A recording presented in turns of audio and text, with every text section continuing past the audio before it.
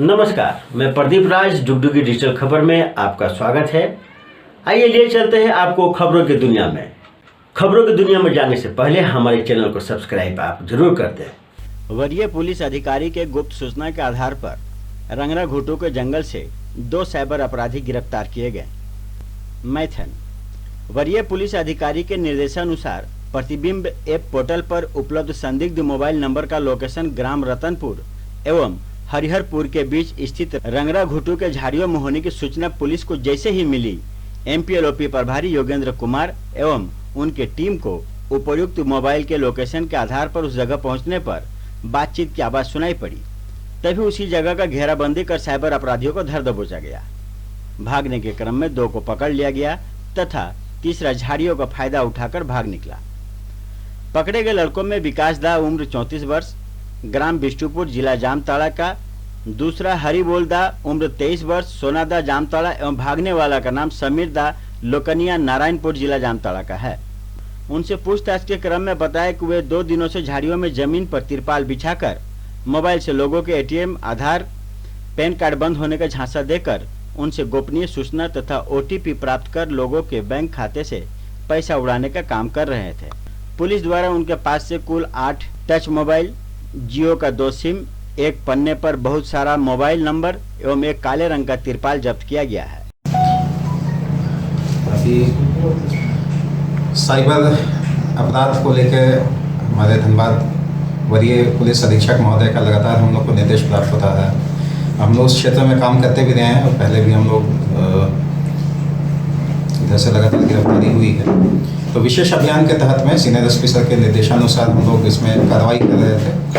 तो उसी क्रम में हम लोग को सूचना प्राप्त हुई थी कि बाहर से कुछ लोग आकर यहाँ जामताड़ा से लोग आकर यहाँ साइबर जो है फ्रॉड करने की लगातार कर रहे हैं और कई लोगों को फंसा के अपना ठगी का शिकार बना रहे हैं। तो उसी में तकनीकी सहायता एवं जो हमारी टीम है, इसमें छापामारी टीम में थे योगेंद्र कुमार एमपीएलओपी प्रभारी, पुवनी जो है कार्तिक भगत एमपीएलओपी से, सब इंस्पेक्टर पवन तिर्की निरसा थाना से, और बाकी वहाँ की टीम थी हवलदार और आरक्षी और चालक जो थे, वो लोग मिल के घेराबंदी करके वहाँ जब जांच कर रहे थे तो उसमें दिखाया कि विकास दा नाम का आदमी और हरिबोल दा, ये दोनों रहने वाले हैं जामताड़ा जिला के। जो है विकास है, उसका उम्र करीब 34 साल है, जो बिष्टुपुर गांव का थाना नारायणपुर जो पड़ता है जामताड़ा जिले में, वहाँ का निवासी है। और हरिबोल दा जो है सोनबाद थाना जिला जामताड़ा, वहाँ का रहने वाला है।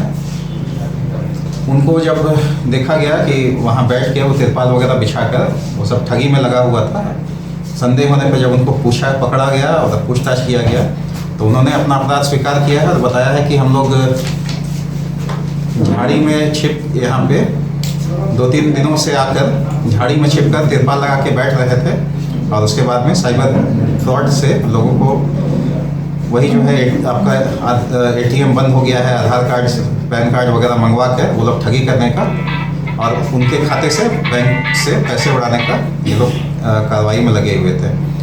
तो एक व्यक्ति वह भागने में सफल रहा, जिसका नाम बताया जा रहा है कि समीर दा करके है, वो जामताड़ा जिले का ही रहने वाला है, वो फरार हो गया। बाकी 2 आदमी को हम लोग विधिवत गिरफ्तार करके उसकी गिरफ्तारी करके अभी माननीय न्यायालय के सुपुर्द कर रहे हैं।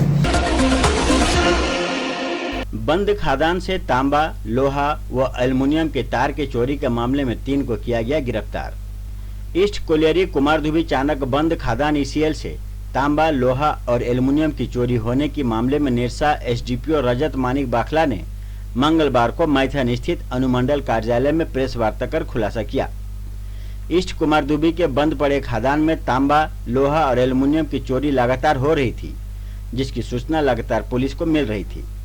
वहीं वरीय पुलिस अधिकारी के आदेशानुसार धनबाद द्वारा टीम गठित कर उक्त तार की चोरी के मामले में संलिप्त व्यक्तियों का पता लगाने का प्रयास किया गया और अनुमंडल पुलिस पदाधिकारी निरसा के नेतृत्व में एक टीम का गठन किया गया। गुप्त सूचना के आधार पर ईस्ट कुमारधुबी चाणक ईसीएल बंद खादान में छापेमारी की गई। छापेमारी में जब पुलिस वहां पहुंची तो देखा कि 6 से 7 व्यक्ति तार काटने की तैयारी कर रहे थे। जब उनकी नजर पुलिस पर पड़ी तो वे लोग भागने लगे और पुलिस द्वारा पीछा करने के बाद 3 व्यक्तियों को पकड़ा गया और बाकी अंधेरे का फायदा उठाकर भाग निकले। चिरकुंडा पुलिस के द्वारा पकड़े गए 3 व्यक्तियों में मोहम्मद आफ्ताब अंसारी, कादिर मोहल्ला, नौशाद खान, नीचे बाजार, राजू अली उर्फ राजू कादिर मोहल्ला का शामिल है। पकड़े गए व्यक्तियों की निशानदेही पर डीबीसी कॉलोनी के झाड़ियों में छिपाकर रखे हुए करीब 10 किलोग्राम तांबा का तार कवर छुड़ाया हुआ बरामद किया गया।